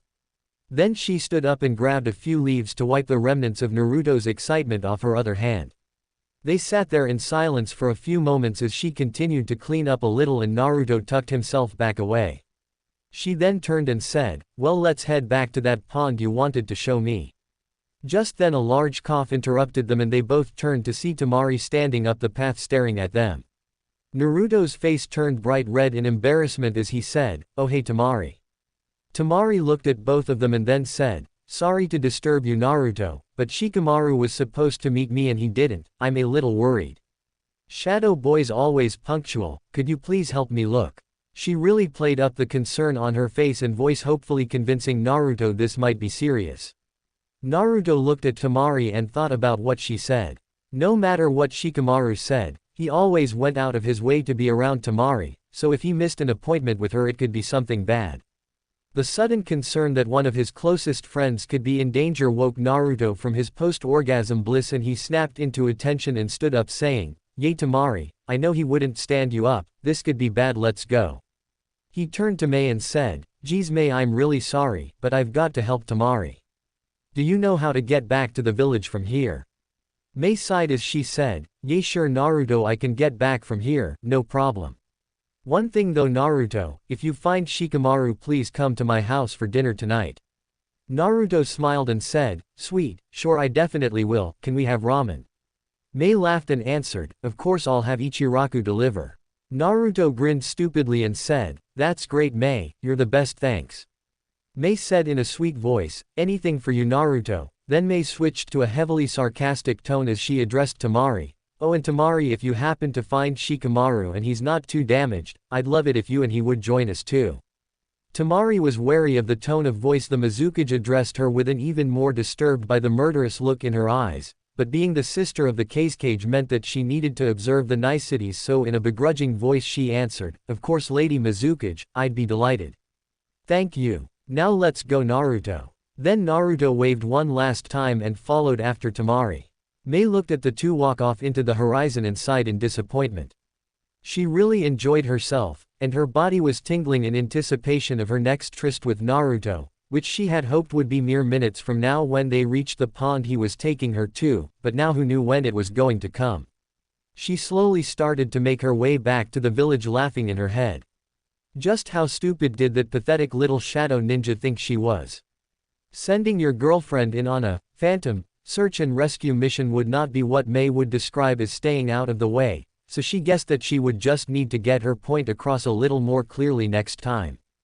That was part 1 of Naruto's most complicated journey yet. If you enjoyed it, like, share, and subscribe to Fox Fanfiction. Comment below, who challenges Naruto the most?